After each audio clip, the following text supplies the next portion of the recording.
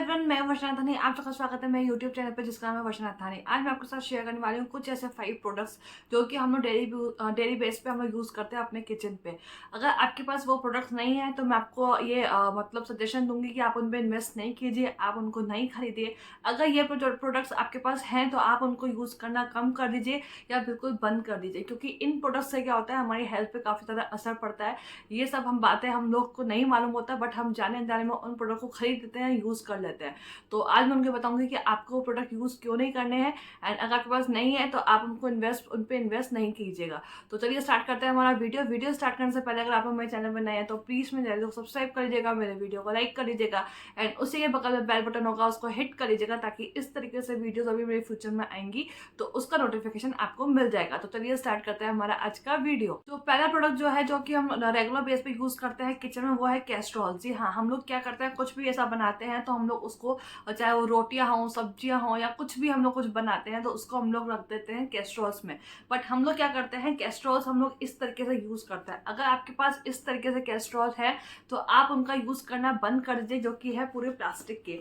आपको अगर यूज करने ही है कैस्ट्रॉल्स तो आप इस तरीके से यूज कर सकते हैं जिनमें अंदर ये स्टील होता है, क्योंकि हम लोग क्या करते हैं, गरम गरम रोटियां या गरम गरम सब्जियां जो होते हैं वो हम लोग इसमें डाल देते हैं, तो ये एक तरीके से प्लास्टिक ही है। और ऐसे जो कैस्ट्रॉल्स होते हैं वो अच्छी क्वालिटीज में भी आते हैं, अगर वो माइक्रोसेव बाउल्स या माइक्रोसेव्स होते हैं। पर अगर वो माइक्रोसेव नहीं है कैस्ट्रॉल्स तो ये वो इस तरीके से आते हैं। तो इसमें क्या होता है, प्लास्टिक कोटिंग होती है। हम लोग इसमें कुछ भी गरम गरम खाना डालते हैं या गरम गरम कुछ भी सब्जी डालते हैं बना के, तो वो कहीं ना कहीं इसके जो टॉक्सिक की जो इसकी कोटिंग है वो कहीं ना कहीं हमारे खाने में मिक्स हो जाती है, एंड वो हमारे हेल्थ को कहीं ना कहीं नुकसान देती है। तो अगर आप लोग गरम गरम खाना अगर आप कैस्ट्रॉल में मतलब डालना आप लोग प्रेफर करते हैं तो आप इस तरीके से कैस्ट्रॉल्स में इन्वेस्ट कर सकते हैं, जो कि इस तरीके से जिनमें यहाँ पे पूरे एक स्टील की बॉडी होती है। एंड अगर आपको मतलब ठंडा खाना है या स्नैक्स के लिए या कुछ ऐसी चीज है तो आप उसमें ये यूज कर सकते हैं। पर अगर आप गरम गरम खाना या गरम गरम सब्जी आप इन ऐसे कैस्ट्रॉल्स में डालते हैं तो आप उसको मतलब बंद कर दीजिएगा। एंड काफी हद तक अगर आपके पास ये कैस्ट्रॉल्स नहीं है तो आप उनको इन पे परचेज करना या इन पे आप खरीदना भी जरूरी मत समझिएगा, क्योंकि ये इतने ज्यादा वर्ती भी नहीं है। अगर आपको खरीद नहीं है तो आप इस तरीके से कैस्ट्रॉल्स खरीद सकते हैं। ये भी मार्केट में आराम से 100-200 में आ जाते हैं, ये भी ऐसे ही होते हैं। बट अगर इन दोनों में से इनकी बात करें तो ये ज्यादा प्रेफर कीजिएगा, क्योंकि ये ज्यादा मतलब इसकी स्टील की बॉडी है तो ये काफी सही रहता है यूज करने के लिए। सेकेंड जो प्रोडक्ट है जो कि हम लोग किचन में यूज करते हैं वो इस तरीके से आपको लोकल प्लास्टिक ऐसे बॉटल्स मिल जाएंगी, ऐसे कप्स मिल जाएंगे, जो कि हम लोग मेनली परचेज करते हैं अपने बच्चों के लिए। तो ये काफी हालांकि दिखने में काफी अच्छे होते हैं, इस तरीके से प्रोडक्ट होते हैं, दिखने में काफी कलर अट्रैक्टिव लगते हैं। हमारे बच्चे भी कहीं ना कहीं इनको देख के जिद करते हैं, हम लोग भी खरीद लेते हैं।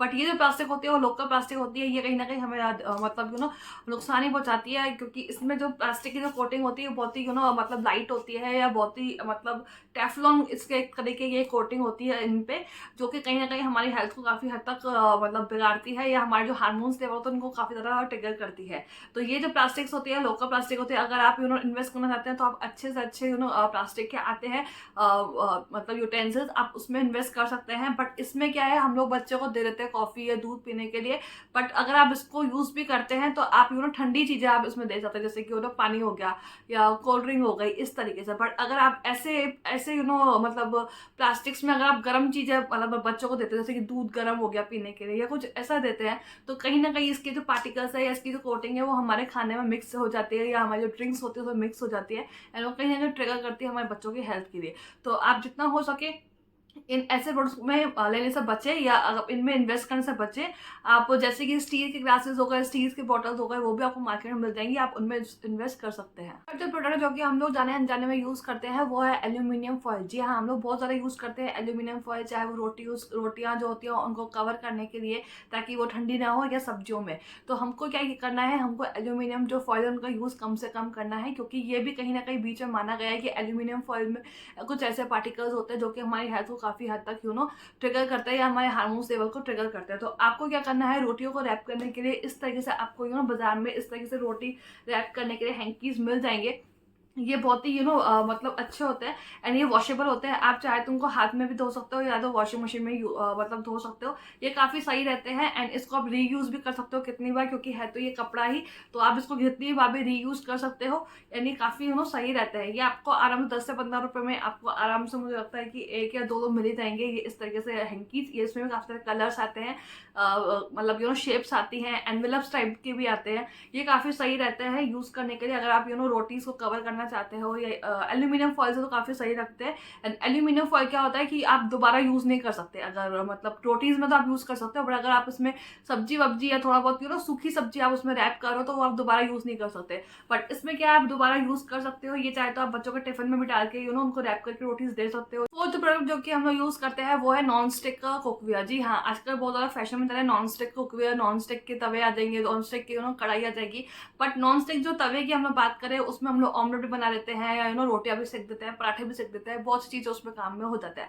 बट नॉन स्टिक जो कुकवेयर होती है उनकी वेराइटीज अलग अलग आती है। जैसे कि आप देख सकते हो मेरे पास ये 2 तवे हैं एंड इन दोनों की वेराइटी में काफ़ी ज़्यादा फर्क है। अकॉर्डिंग टू प्राइस की बहुत ज़्यादा फर्क है। अगर मैं सही में बताऊँ तो ये थोड़ा सस्ता है। ये आई थिंक मेरे को मिला था 100-200 में, आई थिंक मैंने डीमार्ट से लिया था।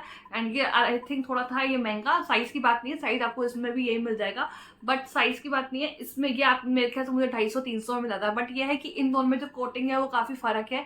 अगर आप भी ये सोचते हो कि नॉन स्टिक तवे अगर आपको कहीं पे सस्ते मिल रहे हैं, जैसे कि मैंने सोचा था कि मुझे सस्ता मिला तो मैंने ले लिया था, बट ऐसा कुछ नहीं है। उसमें काफ़ी ज़्यादा कोटिंग का ही फ़र्क होता है। मैंने ये जब यूज़ किया था पहली बार, तो पहली बार में से मैंने जब उसमें कुछ बनाया था तो इसके जलने की जो उसकी कोटिंग है, उसकी जलने की स्मेल आ रही थी। तो साफ पता पड़ा था कि हाँ, ये सस्ता है तो उसकी क्वालिटी भी सस्ती ही है। बट जितना हो सके आप इनमें कम मतलब इन्वेस्ट कोशिश कीजिएगा कि इनमें कम इन्वेस्ट करें। बट अगर आप इन्वेस्ट करना भी चाहते हैं तो आप हाई क्वालिटी के जो कुकवेयर्स आते हैं, जैसे कि इनमें भी काफ़ी सारे ब्रांड्स होते हैं, जैसे प्रेस्टीज हो गया, वंडर शेफ हो गया, इनके काफ़ी अच्छे नॉन स्टिक कुकवेयर के सेट्स आते हैं। आप उनमें इन्वेस्ट कर सकते हैं। बट अगर आपको कहीं सस्ते दिख जाते हैं तो आप उनमें इन्वेस्ट मत करिएगा, क्योंकि तभी भी आप इन्वेस्ट करेंगे उसका, तभी भी आप यूज़ करेंगे तो आपको पता पड़ जाएगा कि इसमें क्या फ़र्क है, उन ब्रांड्स में क्या फ़र्क है जो इतने ये लोग कॉस्टली देते हैं। फिफ्थ लास्ट प्रोडक्ट जो कि है किचन का, वो है इस तरीके से वुडन स्पून्स हो गए या इन वुडन की आजकल मसालेदानीज भी आती हैं, बहुत सी चीज़ें आती है वुडन की इस तरीके से आते हैं। बट ये क्या होता है, ये भी आपको सस्ते मत लीजिएगा। अगर आप ले भी रहे हैं तो आप अच्छी क्वालिटी के लीजिएगा, क्योंकि मैंने ये लिए थे आई थिंक 99 का ही पूरा सेट लिया था, हालांकि ये सस्ता था उस समय। बट अगर मैं यूज़ करने के बाद बताऊँ तो इसमें इस तरीके से जो लकड़ी के मतलब ऐसा नहीं होते धागे धागे से, इस तरीके से सीखे सीखे सी, तो वो कहीं ना कहीं निकल आई है। तो अगर आप यूज़ कीजिएगा भी या आप लीजिएगा भी, थोड़ा अच्छी क्वालिटी के लीजिएगा। अगर आप सस्ती मसालेदारी भी लेते हैं वुडन की, तो उसमें भी कहीं ना कहीं वो सीखे सीखे से निकल आएंगे एक टाइम के बाद, क्योंकि वो भी मेरे पास है। तो उसमें कहीं ना कहीं वो मसालों में, नमक मिर्च में वो जाने के चांसेस रहते हैं। अगर आप ऐसे लेते भी हैं तो आप मतलब उसमें अच्छी क्वालिटी में लीजिएगा। एंड हाँ, अगर यूज़ की बारी बात कीजिएगा तो ये काफ़ी सही रहते हैं। जैसे कि अगर हम लोग कुछ भी गर्म बना रहे हैं, उसमें अगर हम लोग स्टील का चम्मच डाल देते हैं या स्टील की इस तरीके से ही डाल देते हैं, तो कहीं ना कहीं गर्म हो जाती है, क्योंकि वो हीट रेजिस्टेंट नहीं होती। बट इसमें ऐसा नहीं होता, ये कहीं ना कहीं अच्छा है। बट अगर एक टाइम के बाद ये कहीं ना कहीं आपको दिक्कत देगा, क्योंकि इसमें से सीखे निकल आती है एंड वो काफ़ी चांसेस रहता है कि मतलब दिक्कत देने का। तो ये था कुछ प्रोडक्ट जो कि मैंने आपके साथ शेयर किए, जो कि आपके पास नहीं होने चाहिए। अगर आपके पास हैं तो आप उनका यूज़ बंद कर सकते हैं या कम कर सकते हैं। अगर आपके पास नहीं है तो आप उनमें इन्वेस्ट मत कीजिएगा, बिल्कुल टोटल वेस्ट ऑफ मनी है। तो ये तो कुछ प्रोडक्ट जो कि मैंने आपके साथ शेयर किए। आई थिंक ये वीडियो आपकी काफ़ी हद तक यूजफुल रही होगी। एंड अगर कुछ भी आपकी क्वेरी रह जाती है मेरे इस वीडियो के दौरान, तो आप मुझे कमेंट सेक्शन में लिख के पूछ सकते हैं कि आपके जो भी क्वेरी हो, मैं डेफिनेटली कोशिश करूँगी उनका आंसर देने के लिए। तो आज की वीडियो में इतना ही। तो चलिए मिलते हैं तब तक के लिए नेक्स्ट वीडियो में, तब तक के लिए बाय।